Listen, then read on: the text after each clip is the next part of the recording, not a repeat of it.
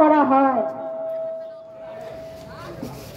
এবং আমাদের এতটাই দুর্ভাগ্য যে সেই মহিলা চিকিৎসককে এমন ভাবে হত্যা করা হয়, এতটাই শারীরিক নির্যাতন করা হয়, কিন্তু এত বড় হসপিটাল, সেই হসপিটালে কেউ কিন্তু তা শুনতেও পায়নি, তা দেখতেও পায়নি।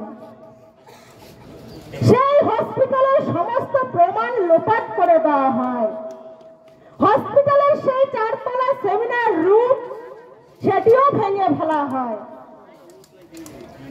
এই ধর্ষণে সেই মহিলা চিকিৎসককে যেভাবে হত্যা করা হয়েছিল, সেই হত্যার প্রতিবাদে যখন এই বাংলার মায়েরা, যখন এই বাংলার বোনেরা, যখন এই বাংলার মেয়েরা হুঙ্কার তুলেছিল 14ই আগস্ট রাত দখলে, যখন দেখেছেন এই হাজার হাজার মা বোনেরা, হাজার হাজার ভাইয়েরা, হাজার হাজার মায়েরা যখন 14 তারিখ রাত্রিবেলায় রাস্তায় নেমেছিলেন, তখন এই অপদার্থ মুখ্যমন্ত্রী তিনি ভয় পেয়েছিলেন।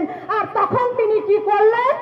এই পুলিশ প্রশাসনকে আরজিকর হসপিটালের সামনে দাঁড় করিয়ে হসপিটালের ভিতরে এই তৃণমূলের গুন্ডা বাহিনীদেরকে ঢুকিয়ে তাণ্ডব চালায়, আর সেখানে সমস্ত প্রমাণ তারা ভাঙচুর করে লোপাট করে দেয়।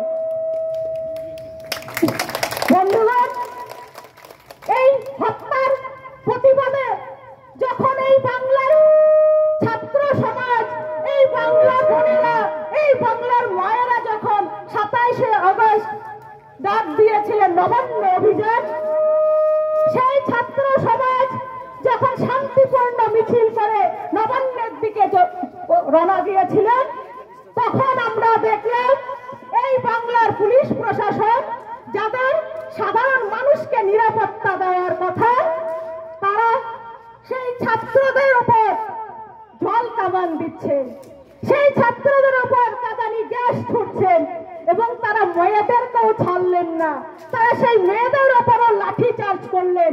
লজ্জা এই পুলিশ প্রশাসনের, এই বাংলার লজ্জা, এই পুলিশ প্রশাসনের লজ্জা। কি ভুল ছিল সেই ছাত্রদের, কি ভুল ছিল সেই মায়েদের, কি ভুল ছিল সেই মেয়েদের, যারা মুখ্যমন্ত্রীর কাছে জবাব চাইতে গিয়েছিলেন। মাননীয় মুখ্যমন্ত্রী, আপনি তো একজন মহিলা, আপনি একজন মহিলা থাকা সত্ত্বেও কেন দিকে দিকে মহিলারা ধর্ষণ হয়ে হত্যা হচ্ছে, কেন তারা বিচার পাচ্ছে না? তাদের তো দাবি ছিল একটাই, আপনি একজন মুখ্যমন্ত্রী থাকা সত্ত্বেও আজকে মেয়েদের দিকে দিকে মেয়েরা ধর্ষিত হয়ে হত্যা হচ্ছে, তাদেরকে কেন আপনি বিচার দিতে পারছেন না? আপনি সাধারণ মানুষের মুখ্যমন্ত্রী নন, আপনি সাধারণ মানুষের সরকার নন, আপনি ধর্ষকের সরকার, আপনি নির্যাতনের সরকার, আপনি দুর্নীতির সরকার, আপনি জরিপের সরকার।